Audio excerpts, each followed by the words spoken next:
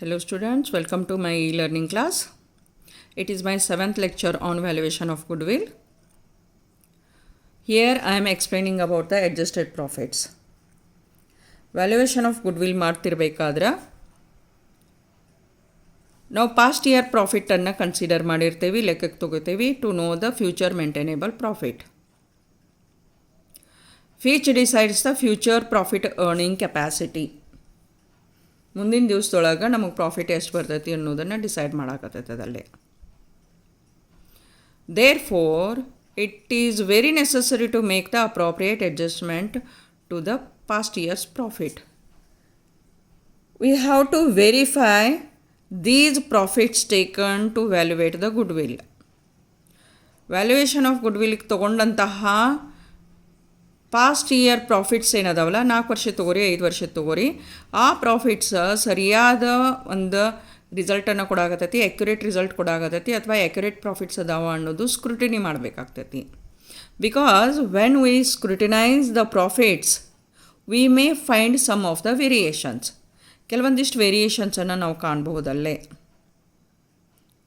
ಯಾಕಂತಂದ್ರೆ ಎಂಟ್ರಿ ಮಾಡ್ತಿರ್ಬೇಕಾದ್ರೆ by chance, by mistake ಏನಾರ ಚೇಂಜಸ್ ಮಾಡಿರ್ತೇವೆ ನಾವು ಅಲ್ಲಿ. Over valuation and under valuation of closing stock ಇರ್ಬೋದು, capital and revenue expenditure variation ಆಗಿರ್ಬೋದು ಎಂಟ್ರಿ ಮಾಡ್ತಿರ್ಬೇಕಾದ್ರೆ. ಆಮೇಲೆ ಕೆಲವೊಂದಿಷ್ಟು ಇನ್ಕಮ್ಸ್ ಆ್ಯಂಡ್ ಗೇನ್ಸ್ ಪರ್ಟಿಕ್ಯುಲರ್ ಇಯರ್ಗೆ ಅಷ್ಟು ಆಗಿರ್ತಾವೆ, ದೇರ್ ನೆಕ್ಸ್ಟ್ ಆರ್ ಅದಕ್ಕಿಂತ ಮೊದಲಾಗಿರಂಗಿಲ್ಲ. There is a change in accounting policy ಇರ್ಬೋದು. Elimination of losses or gains of abnormal nature ಅದು ಇನ್ಕ್ಲೂಡ್ ಆಗಿರ್ತೈತೆ ಕರೆಂಟ್ ಇಯರ್ ಪ್ರಾಫಿಟ್ ಒಳಗೆ. ಆಮೇಲೆ ಕೆಲವೊಂದಿಷ್ಟು ಇಯರ್ಸ್ ಒಳಗೆ ಇನ್ಕಮ್ ಆನ್ ನಾನ್ ಟ್ರೇಡಿಂಗ್ ಇನ್ವೆಸ್ಟ್ಮೆಂಟೂ ಇನ್ಕ್ಲೂಡ್ ಆಗಿರಬಹುದು. ಸೊ ಇಲ್ಲಿ ಏನಾಗ್ತೈತಿ ಅಂತಂದ್ರೆ, because of these reasons accurate profit ನಮಗೆ ಸಿಗಂಗಿಲ್ಲ. So it will impact on valuation of goodwill. ಯಾವುದು ಸಿಂಪಲ್ ಎವರೇಜ್ ಮೆಥಡ್ ಇರುವಲ್ದಕ್ಕೆ, ವೇಟೆಡ್ ಎವರೇಜ್ ಮೆಥಡ್ ಇರುವಲ್ದಕ್ಕೆ ಪ್ರಾಫಿಟ್ಸ್ ಆ್ಯಕ್ಯುರೇಟ್ ಮಾಡಬೇಕು ಅಥವಾ ಅಡ್ಜಸ್ಟ್ ಮಾಡಬೇಕೈತಿ. ಸೊ ಆ ಅಡ್ಜಸ್ಟ್ಮೆಂಟ್ದೊಳಗೆ ಬರ್ತಕ್ಕಂತಹ ಕೆಲವೊಂದಿಷ್ಟು ವೇರಿಯೇಷನ್ಸ್ ಏನದಾವಲ್ಲ ಈ ವಿಡಿಯೋದೊಳಗೆ ನಾನು ಡಿಸ್ಕಷನ್ ಮಾಡಾಕತ್ತೇನೆ. ಓಕೆ, ಫಸ್ಟ್ ಒನ್ ಐತಿ revenue expenditure wrongly treated as capital expenditure or vice versa. ಏನು ಹೇಳಾಕತ್ತಾರ, ರೆವಿನ್ಯೂ ಎಕ್ಸ್ಪೆನ್ಸಸ್ ಏನೈತಿ ನಾವು ಕ್ಯಾಪಿಟಲ್ ಎಕ್ಸ್ಪೆನ್ಸಸ್ ಅಂಥೇಳಿ ಎಂಟ್ರಿ ಕೊಟ್ಟೇವಿ. ರೆವಿನ್ಯೂ ಎಕ್ಸ್ಪೆನ್ಸಸ್ ಅಷ್ಟೂ ನಾವು ಎಲ್ಲಿ ರೆಕಾರ್ಡ್ ಮಾಡ್ತೇವೆ, ಪಿ ಆ್ಯಂಡ್ ಎಲ್ ಅಕೌಂಟಿಗೆ ಡೆಬಿಟ್ ಹಾಕ್ತೇವೆ revenue expenses. Okay, capital expenses ಎಲ್ಲಿ ಬರಿತೇವೆ, ಇಂಡಿವಿಜುವಲ್ ಕ್ಯಾಪಿಟಲ್ ಅಸೆಟ್ಟಿಗೆ ಬರಿತೇವೆ. ಓಕೆ, ಇದು ಕ್ಲಿಯರ್ ಆಗಲಿ. ಮೊದಲು revenue expenses are debited to P and L account. P and L ಅಕೌಂಟಿಗೆ ರೆವಿನ್ಯೂ ಎಕ್ಸ್ಪೆನ್ಸಸ್ ಬರೀತೇವೆ. ಕ್ಯಾಪಿಟಲ್ ಎಕ್ಸ್ಪೆನ್ಸಸ್ ಏನೈತಿ ಕ್ಯಾಪಿಟಲ್ ಅಸೆಟ್ ಒಳಗೆ ಬರೆಯಾಕತ್ತೇವೆ.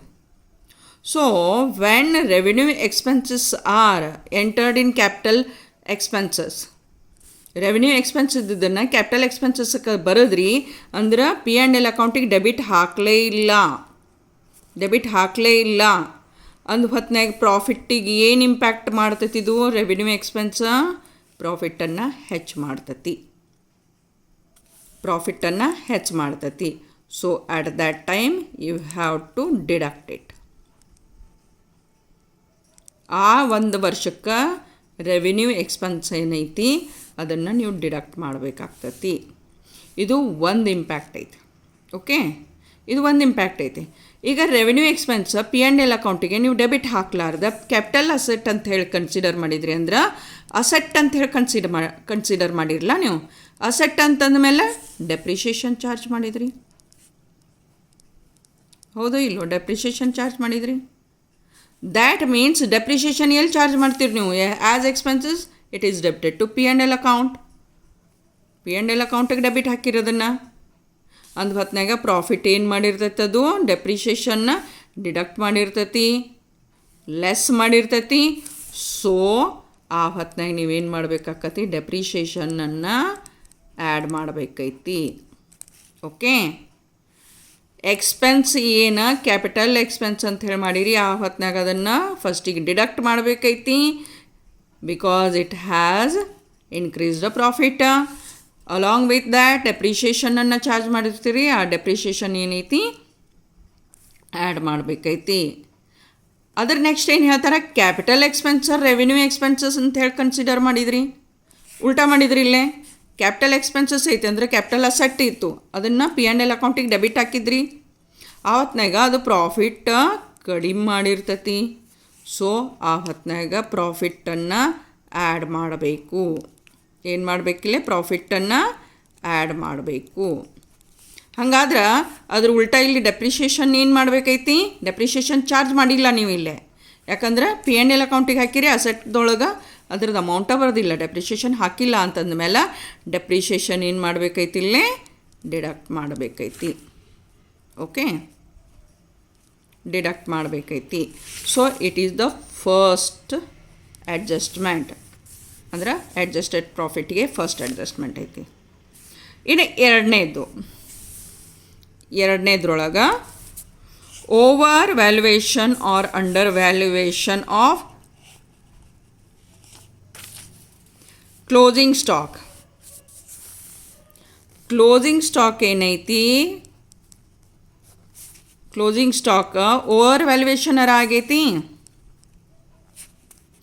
ಆರ್ ಅಂಡರ್ ವ್ಯಾಲ್ಯೂಯೇಷನ್ ಆಗೈತಿ.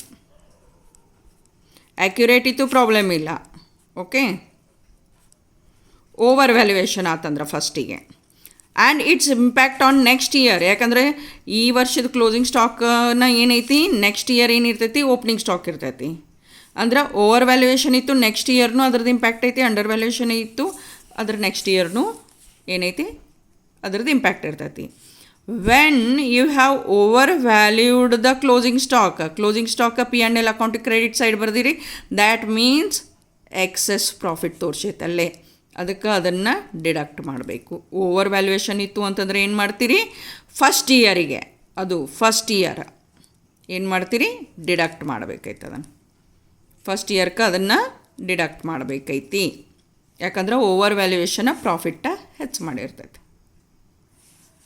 ಅದರ ನೆಕ್ಸ್ಟ್ ಇಯರ್ ಏನು ಮಾಡ್ತೀರಿ ಅಂತಂದ್ರೆ, ನೆಕ್ಸ್ಟ್ ಇಯರ್ ಏನು ಮಾಡಬೇಕು, ಓವರ್ ವ್ಯಾಲ್ಯೂಯೇಷನ್ನ ಆಫ್ ಕ್ಲೋಸಿಂಗ್ ಸ್ಟಾಕ ಫಸ್ಟ್ ಇಯರ್ಗೆ ಪ್ರಾಫಿಟನ್ನು ಹೆಚ್ಚು ಮಾಡಿರ್ತೈತಿ, ನೆಕ್ಸ್ಟ್ ಇಯರ ಪ್ರಾಫಿಟ್ ಕಡಿಮೆ ಮಾಡಿರ್ತೈತೆ. ಅದಲ್ಲೇ ಪ್ರಾಫಿಟ್ ಕಡಿಮೆ ಆಗಿರ್ತೈತಿ, ಯಾಕಂದ್ರೆ ಓಪನಿಂಗ್ ಸ್ಟಾಕ್ ಒಳಗೆ ಹೋಗಿರ್ತೈತೆ. ಅದಲ್ಲಿ ಈ ವರ್ಷದ ಕ್ಲೋಸಿಂಗ್ ಸ್ಟಾಕ ನೆಕ್ಸ್ಟ್ ಇಯರ ಓಪನಿಂಗ್ ಸ್ಟಾಕ್ ಆಗಿರ್ತೈತಿ.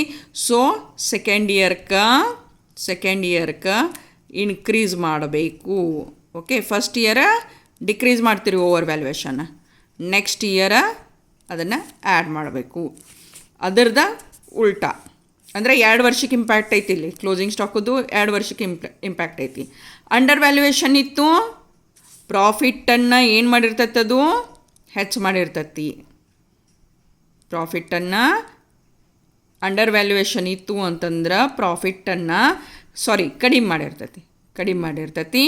ಸೊ ಆ ಹೊತ್ತಿನಾಗ ಫಸ್ಟ್ ಇಯರ್ಗೆ ಆ್ಯಡ್ ಮಾಡಬೇಕೈತಿ, ಹೆಚ್ಚು ಮಾಡ್ಕೋಬೇಕೈತಿ ಫಸ್ಟ್ ಇಯರ್. ಸೆಕೆಂಡ್ ಇಯರ್ಗೆ ಏನೈತಿ ಅಂತಂದ್ರೆ ಲೆಸ್ ಮಾಡಬೇಕೈತಿ. ಓಕೆ, ಅಂದ್ರೆ ಓವರ್ ವ್ಯಾಲ್ಯೂಯೇಷನ್ನದು ಟೋಟಲ್ ಅಪೋಸಿಟ್ ಇಲ್ಲೇ ಇಂಪ್ಯಾಕ್ಟ್ ಐತದು. ಇದು ಎರಡನೇ ಅಡ್ಜಸ್ಟ್ಮೆಂಟ್ ಐತಿ. ಇನ್ನು ಮೂರನೇದು ಇನ್ಕಮ್ಸ್ ಆರ್ ಎಕ್ಸ್ಪೆನ್ಸಸ್. ಇನ್ಕಮ್ ಇರ್ಬಲ್ದಕ್ಕ or expenses of non recurring nature in future included only in the profit of the past years. Income expenses ಏನದಾವ ಅಂದ್ರೆ ನಾನ್ ರಿಕರಿಂಗ್ ನೇಚರ್ ಅದಾವ, ಅಂದ್ರೆ ಅದ ಒಂದು ವರ್ಷಕ್ಕೆ ಅಷ್ಟ ಅದಲ್ಲೇ ಇಂಪ್ಯಾಕ್ಟ್ ಮಾಡೈತಿ. ಇನ್ಕಮ್ ಏನೈತೆ, ಸೇಲ್ ಆಫ್ ಅಸೆಟ್ ಐತೆ. ಫಾರ್ ಎಕ್ಸಾಂಪಲ್ 1 ವರ್ಷ ನೀವು ಸೇಲ್ ಮಾಡ್ತೀರಿ, ಲಾಸ್ ಆಫ್ ಗೂಡ್ಸ್ ಐತಿ, 1 ವರ್ಷ ಆಕತ್ತೆ. ಪ್ರತಿ ವರ್ಷ ಲಾಸ್ ಆಗ್ತೈತೇನ, ಇಲ್ಲ. ಆ ಹೊತ್ನಾಗ ಅಷ್ಟ ಏನೈತಿ, ಇನ್ಕಮ್ ಇತ್ತು ಡಿಡಕ್ಟ್ ಮಾಡಿರಿ, ಎಕ್ಸ್ಪೆನ್ಸಸ್ ಇತ್ತು ಆ್ಯಡ್ ಮಾಡಿರಿ ಪ್ರಾಫಿಟ್ಟಿಗೆ. Non recurring income and expenditure. Income less ಮಾಡಬೇಕು, ಎಕ್ಸ್ಪೆನ್ಸಸ್ ಆ್ಯಡ್ ಮಾಡಬೇಕು. ಯಾಕಂದ್ರೆ ನಾನ್ ರಿಕರಿಂಗ್ ಐತಿ, ಹೊಳೆ ಮಳೆ ಬರೋಂಗಿಲ್ಲ ನಿಮಗಲ್ಲೇ. Okay, next adjustment